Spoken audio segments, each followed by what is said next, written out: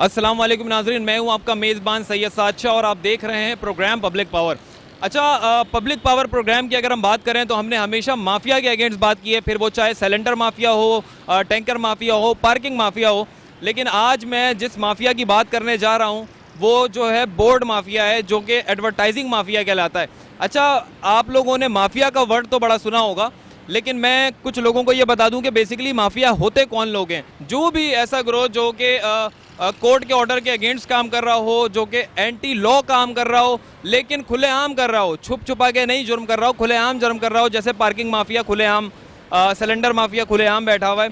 तो उसी तरह से आज हम जिस माफिया की बात कर रहे हैं वो भी एडवर्टाइजिंग माफिया है, जो कि खुलेआम जो है मामलात कर रहा है। और जो केएमसी, अगर मैं बात करूं केएमसी की, जिसका ये डोमेन है, जिनका ये काम है, केएमसी का काम बेसिकली ये है कि जो कराची का इंफ्रास्ट्रक्चर है उसको मैनेज करना, जो इंक्रोचमेंट हुई है उसको ख़त्म करना, फिर वो कमर्शियल इंक्रोचमेंट हो या जिस तरह की भी हो। कमर्शियल एरियाज़ में आपने देखा होगा कि जो अपना एक जोन होता है, हदूद होती है, हदूद के बाहर जो है कमर्शियल चल रहा है। अच्छा, कहने को ये बहुत नॉर्मल सी बात लगती है, ठेले पताड़े या ये इंफ्रास्ट्रक्चर और ये, लेकिन अगर देखा जाए तो ये एक बहुत बड़ा इशू यूँ भी माना जाता है कि ये सारी चीज़ें, यही सारी वजह है जिसकी वजह से कराची का ट्रैफिक आज उस हाल को पहुंच चुका है कि आज अगर मैं यहाँ लियाकताबाद में खड़ा हूँ और मैं गुलबर्ग से यहाँ पहुँचने में मुझे 1 घंटा लगा है सिर्फ ट्रैफिक की वजह से। और अगर मैं आगे पीछे नज़र डालता हूँ तो इंक्रोचमेंट माफिया की वजह से ये ट्रैफिक जैम होता रहता है। अब तक आपने प्रोग्राम्स देखे होंगे जिन्होंने इंक्रोचमेंट माफिया के अगेंस्ट काम किया,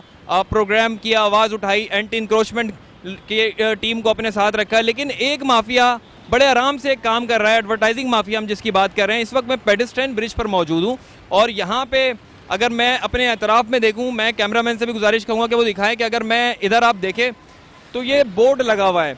सबसे पहले तो मैं लोगों को ये आगाह कर दूँ कि ये जो बोर्ड्स आप देखते हैं रोड पर, ये बिल्कुल भी नॉर्मल नहीं है।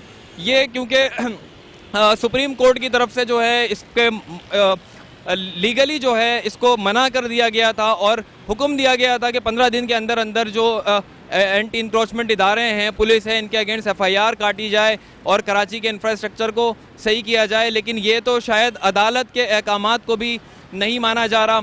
और मैं ये समझता हूँ कि ये जो बोर्ड इस तरह के लगे हुए हैं, ये बिला वजह फ्री में तो कोई नहीं लगवाता, चाहे वो ब्रांडिंग पॉलिटिकल पार्टीज़ की हो, चाहे वो ब्रांडिंग जो है किसी मल्टीनेशनल या नेशनल कंपनी की हो।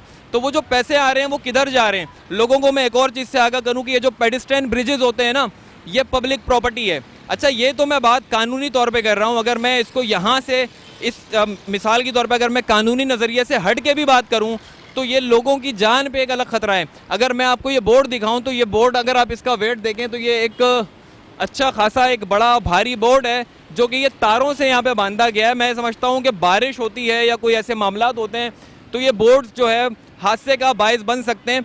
लेकिन मसला ये है कि जब हादसा हो जाता है, जब कोई वाक़या रोनुमा हो जाता है, जब कोई जानी नुकसान हो जाता है, तो उसके बाद फिर अथॉरिटीज़ को याद आता है कि फिर एक्शन लिया जाए और वो एक्शन फिर 1 से 2 हफ्ते का होता है। उसके बाद जो है फिर ये बोर्ड्स दोबारा उसी जगह पर लगे हुए होते हैं। जिस तरह से मुर्तज़ा बाब साहब ने पहले भी बात करते रहे, मेन होल्स की अगर हम बात करें तो वहाँ पे भी काम नहीं हो रहा। ये भी इंफ्रा का एक बहुत इंपॉर्टेंट हिस्सा है।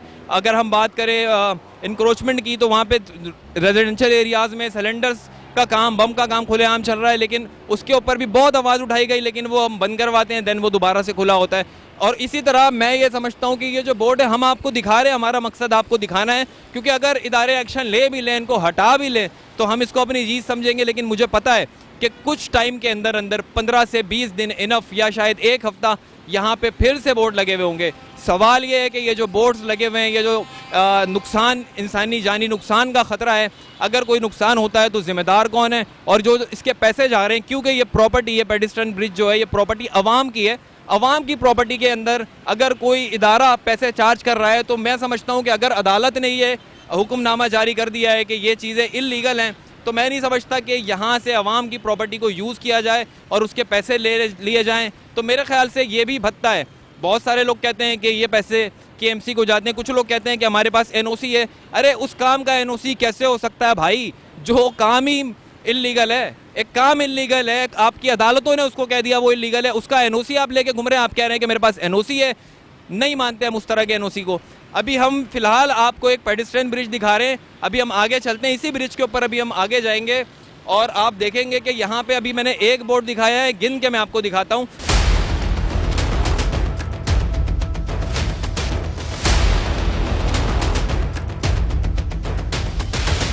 अच्छा, ये यहाँ पे अगर हम देखें ना तो ये दूसरा बोर्ड हमें यहाँ नज़र आ रहा है, आप इसको दिखाएं।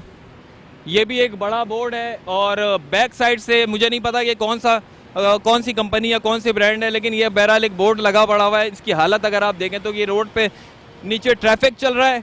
अगर ये बोर्ड यहाँ से टूटता है, नीचे गिरता है, तो अगर आप ट्रैफिक देखें जो गाड़ी जिस स्पीड से आ रही है वो उनकी स्पीड क्या है, और अगर ये नीचे सपोज कर लें 1 मिनट के लिए सोचे कि ये बोर्ड अगर यहाँ से नीचे गिर जाता है तो किस हद तक जानी नुकसान जो है वो वाक़ई हो सकता है।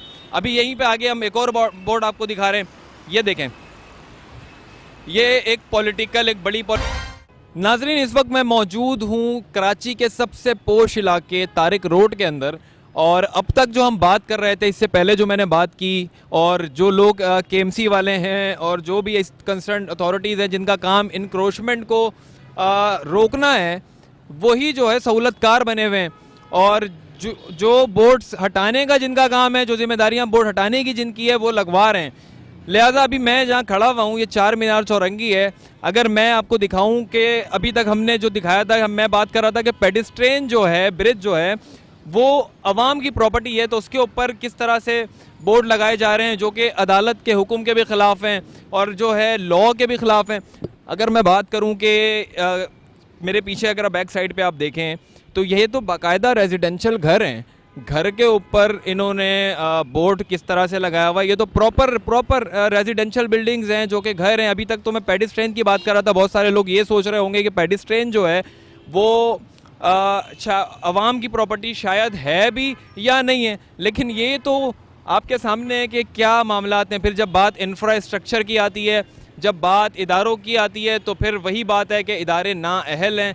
और यही वजह है कि हम लोग जो है वो सरवाइव कर रहे होते हैं। कराची जो आज अगर देखा जाए तो वर्ल्ड रैंकिंग के अंदर 3rd क्लास शहरों की लिस्ट के अंदर 3रे नंबर पर शुमार किया जा रहा है, सिर्फ़ और सिर्फ इसी केएमसी और ये जो इदारे काम कर रहे हैं इनकी वजह से। वैसे तो मेयर मुर्तज़ा वाब साहब हर बात में कह देते हैं कि उनसे अगर कोई कह दे कि आप जो है मुझे मतलब उनसे अगर कोई सवाल कर ले तो वो कहते हैं कि तुम्हारे जो है वो बाप का शहर, अगर इस्तीफ़ा उनसे तलब कर लिया जाए, जैसे एक साफ़ी ने कहा था आप इस्तीफ़ा दे दें, तो वो कहते हैं कि बाप का माल है क्या, दे दें। तो सर ये तो हमारे वाकई बाप का माल है ना, हमारा टैक्स है, हम ही ट्रैफिक में ख्वार हो रहे हैं। और ये जो बोर्ड्स हैं आज ये लगे हुए हैं, कल को बारिश होती है, मामलात इस तरह के बढ़ जाते हैं, या कोई भी ऐसी नागहानी जो है मौसमी सूरत हाल क्रिएट हो जाती है, तो उसका ज़िम्मेदार कौन है? तो बात यह है कि ज़िम्मेदार आप ही हैं, लेकिन जब वो टाइम वाक़या हो जाएगा तो आप कहेंगे हमारी हुदूद में नहीं हुआ है। ये भी बड़ा मसला है कि अगर आपने बेशतर मैंने इंटरव्यू देखा मुर्तज़ा वाब साहब के कि फ़लाँ इलाका मेरा नहीं है, फ़लाँ इलाका मेरा नहीं है, मैं मेयर कराची ज़रूर हूँ लेकिन ये इलाका मेरा नहीं, वो इलाका मेरा नहीं। अरे सर, मेरा तो सिर्फ इतना सा सवाल है, मेरी ख्वाहिश है कि मैं आपसे एक इंटरव्यू ज़रूर करूं, और मेरा सवाल इतना सा है कि मुझे आप एक लिस्ट बना के दे दें कि ये मेरे इलाके हैं, और उसमें से कोई एक इलाका मुझे बताएं जो कि इंफ्रास्ट्रक्चर के लिहाज से फिट बैठ रहा हो, तो फिर जो है हम आपसे दूसरी बात नहीं करेंगे। मैं आपके उस जो सबसे बेस्ट इलाका होगा जहाँ पर आपको लगता है कि आपने काम कराया है, हम वहाँ पर भी सवाल करेंगे, हम वहाँ पे आपको बताएंगे कि सर ये जो आपका बेस्ट इलाका है ये ऐसा है। तो फिर बाकी जो एरियाज़ हैं उनको तो छोड़ें, यूनिवर्सिटी रोड का हाल आपके सामने। तो ये मसाइल बहुत ज़्यादा हैं। ये जो मैं कह रहा हूँ ना, आज हम बोर्ड की कवर करने के लिए निकले, हम बताने के लिए ये निकले हैं कि ये जो बोर्ड्स हैं ये जो माफिया है किस लेवल तक इसने कराची को कैप्चर किया हुआ है। जब अदालत ने इसके अगेंस्ट फैसला दे दिया उसके बावजूद ये बनता नहीं था, लेकिन बहरहाल जब ये हो रहा है तो मैंने फिर जो नंबर होता है बड़ी मुश्किल से ढूंढा कि एक मुझे बोर्ड मिला जिसके ऊपर नंबर था, उसको मैंने कॉल करने की कोशिश की। जब मैंने कॉल उसको की है तो नंबर जो है वो मौसूफ ने जो है वो बिज़ी कर दिया, और नंबर जो है 2-3 बार मैंने ट्राई किया तो किसी वजह से शायद उन्होंने कॉल नहीं उठाई।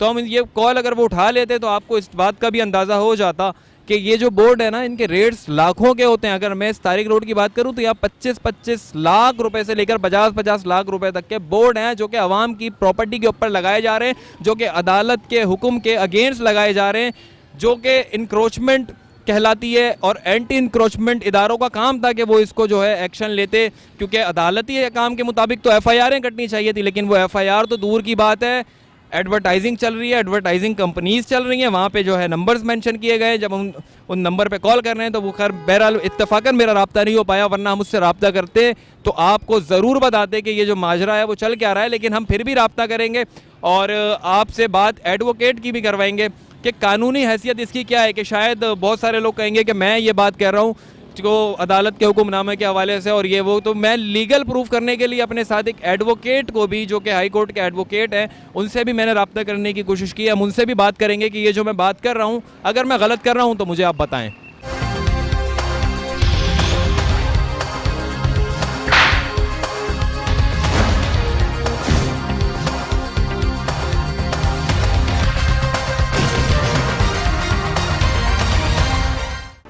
नाजरीन, हम इस वक्त जा रहे थे प्रोग्राम रिकॉर्ड करके और जैसा मैंने पहले कहा था कि हम बोर्ड ढूंढ रहे हैं और हमें बोर्ड नहीं मिल रहे टूलेट वाले, तो एक बोर्ड मुझे तारिक रोड के अंदर ही मिला है और हम इनको कॉल करते हैं नंबर पे कि ये मौसूफ़ हमें क्या कहते हैं और क्या अथॉरिटीज़ हैं, बेसिकली ये कौन है और जो है पैसे कितने चार्ज करते हैं, और ताकि हमें अंदाज़ा हो कि आम आवाम जो ऐड लगवा रहे हैं, जो लोग इतने पैसे दे रहे हैं, वो पैसे बेसिकली जा कहाँ रहे हैं। अभी मैं इनको कॉल करता हूँ। 5 फरवरी यौम यकजहती कश्मीर के मौके पर पाकिस्तानी कौम करियों और बहादुर कश्मीरी के जज्बे हुब्बुल वतनी और शौहदाए कश्मीर को सलाम पेश करती है। आपका मतलूबा नंबर फिलवक्त मसरूफ है, बराए मेहरबान। नाजरीन, ये कॉल मसरूफ़ कर रहे थे, अब इनकी कॉल हमारे पास आ रही है तो मैं इनसे बात करता हूँ। हेलो, अस्सलाम वालेकुम। क्या हाल है सर, खैरियत से हैं आप? ठीक ठाक हैं अल्हम्दुलिल्लाह। बेसिकली तारिक रोड से गुजर रहा था तो मैंने आपका यहाँ पे बोर्ड देखा है, ये यूबीएल और आइडियाज़ के सामने जो है। जी जी जी जी, तो इसके जो है नॉर्मली मैं जानना ये चाह रहा हूँ कि अभी अगर हम इस पे एडवर्टाइजिंग करवाते हैं तो इस पे पैकेज वगैरह क्या बैठ रहे हैं? आप अपना तारुफ कराएंगे, कहाँ से बात? ग्रुप से बात कर रहा हूँ। ग्रुप सीईओ, मार्केटिंग कंपनी है वैसे मेरी, बेसिकली प्रॉपर्टी बेस्ड। साद शाह नाम है मेरा। लगाना चाह रहे हैं? जी, आपकी आवाज़ कट रही है, क्या कह रहे हैं? मैं कह रहा हूँ बॉस, आप क्या लगाना चाह रहे हैं इस पे, डिस्प्ले क्या करना चाह रहे हैं? इसके ऊपर बेसिकली हम ये चाह रहे हैं, बताएंगे कि फॉलो करता हूँ मैं आप लोगों के, वो देखता हूँ जी जी, वीडियोस। नहीं नहीं नहीं, आप असल में गलत अंडरस्टैंड कर रहे हैं कि मैं बेसिकली मेरा जो है मार्केटिंग का एक नेटवर्क है जिसमें हम डिजिटल और प्रॉपर्टी मार्केटिंग की सर्विसेज प्रोवाइड करते हैं, सॉफ्टवेयर हाउसेज हैं। तो बस उसी हवाले से जो है अपना एक जो है वो पीटीसीएल जो कंपनी का नंबर है यूएन, वो हमें लगाना है और सर्विसेज की जो है वो एक डिज़ाइन पोस्ट होगी। ठीक है, तो उस हवाले से आप इसे मुझसे रेंट पे लेके आपको इसको मार्केट करना चाह रहे हैं, ये कहना चाह रहे हैं? नहीं नहीं नहीं नहीं, मैं ये नहीं कहना चाह रहा। मैं चाह रहा हूँ कि बेसिकली मैं यहाँ पे अपनी जो मेरी एजेंसी है उसका ऐड पोस्ट कर दूँ, जो हम प्रॉपर्टीज से रिलेटेड और लोगों को जो हम मार्केटिंग की डिजिटली सहूलतें प्रोवाइड कर रहे हैं। आप अपने जो क्लाइंट्स हैं उनको, हाँ सही है। जी जी जी, आप यूँ समझ लें कि मैं आपसे कह रहा हूँ कि मेरा ब्रांड यहाँ पे आप पोस्ट कर दें, समझ गए?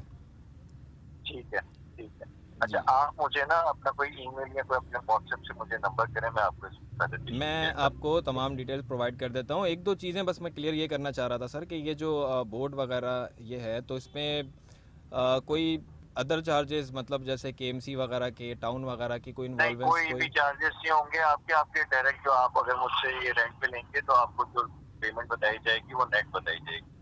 अच्छा अच्छा, तो इसका कोई एनओसी वगैरह कोई ऐसा चक्कर तो नहीं है? इससे डिपार्टमेंट से एनओसी क्यों लेंगे, वो तो मैं लूँगा। अच्छा अच्छा, क्योंकि मैंने बात असल में की थी सेंट्रल के एरिया में, तो वो उन्होंने मुझे रेट अलग दिए, प्लस डिपार्टमेंट जो है वो एनओसी अप्रूवल की तरफ प्रॉब्लम्स क्रिएशन हो रही थी, तो मामला इस तरह के क्रिएट हो रहे थे। तो मैंने कहा मैं पहले ये चीज़ कंफर्म कर लूँ तो फिर इंशाल्लाह हम इसको बैठ के फिर तरतीब भी बनाएं। ठीक है बॉस, ठीक है, एनओसी मिल जाएगी आपकी तरफ से ही? एनओसी वगैरह आपके वही, मैं मुझे थोड़ी सी कंफ्यूजन भी हो गई बॉस कि आपके ना जो आपने जो अपना बताया ना वो उससे मैच हो रहा है कंटेंट। आप मार्केटिंग कंपनी है, थोड़ा सा मुझे अपना वो भेजेंगे ना कोई प्रोफाइल वगैरह, तो मैं आपको अकोमोडेट कर पाऊंगा इस पे। जी जी जी जी, नहीं मैं तो वो सारी चीज़ें भेज दूंगा, बस एक अंदाज़न पैसे मुझे बता सकते हैं आप? सर पैसे ऐसे मैं बता नहीं सकता। लीस्ट एंड मैक्स मतलब? बॉस लीस्ट एंड मैक्स मतलब कुछ भी डिपेंड करता है आपको कितने टाइम के लिए चाहिए। और मुझे, अच्छा मुझे सिर्फ एक महीना चाहिए मुझे। मैं उसकी वीडियो वगैरह सारी चीज़ें निकाल के बस उसको कैश हम कर लेंगे, बस 1 महीने के लिए चाहिए मुझे। 1 महीने के लिए? जी जी, अच्छा, अभी ये 30 जो है डेज ना बुक है टिल चांद रात। टिल। ठीक ठीक है, है। आज ये रिमूव हुआ है, इस पे ब्रांड लगा हुआ था, आज रिमूव हुआ है, अब ये आगे लॉक है टिल चांद रात ना। ठीक ये है, ईद के बाद आपको मिल सकती है। ईद के बाद मिल सकती है। इसके अलावा कोई दूसरी साइट भी नहीं है आपके पास, यही इसी एरिया के इसके अंदर? इसके अलावा ताई रोड पे इसके अलावा और कोई नहीं है। फिर आपको मिलेगी शहर फैसल और जगहों पे मिलेगी। ठीक है, सही है। मैं बस यार रेट बस आपसे इसलिए, आपका नाम नहीं पूछा मैंने। फैसल जावेद नाम है मेरा। फैसल जावेद। फैसल भाई, रेट सिर्फ आपसे मैं इसलिए पूछना चाह रहा था बेसिकली कि ताकि जो है ना एक कॉस्ट अंदाज़ा हो डिपेंड जाए। करता है एज पर एरिया ना, डिपेंड करता जी है जी, बिल्कुल एज बिल्कुल। पर एरिया। अलग अलग रेट हैं सबके। यहाँ पे आप समझें कि आपके पास अगर 1 लाख है उसमें भी एडजस्टमेंट हो जाएगी, और आपके पास 1 करोड़ है उसमें भी हो जाएगी। तो वो डिपेंड करता है कि आपको कौन सी लोकेशन चाहिए। आप मुझे डिटेल भेजेंगे तो मैं आपको उसी हिसाब से ये चीजें शेयर कर पाऊंगा। ठीक है, मैं समझ गया। मतलब आप यहाँ कोई अगर इन्वॉल्वेंस नहीं है किसी भी इदारे वगैरह का ना? देखिए, अगर आप रोड पे लगाएंगे तो आपको इदारे को रिजू करना होगा क्योंकि रोड इदारे का है।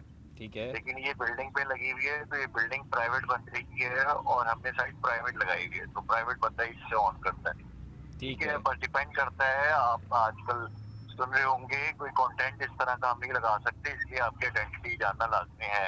ये बात है। अब आप मेरी बात समझें? जी जी, मैं समझ गया, गॉट योर पॉइंट।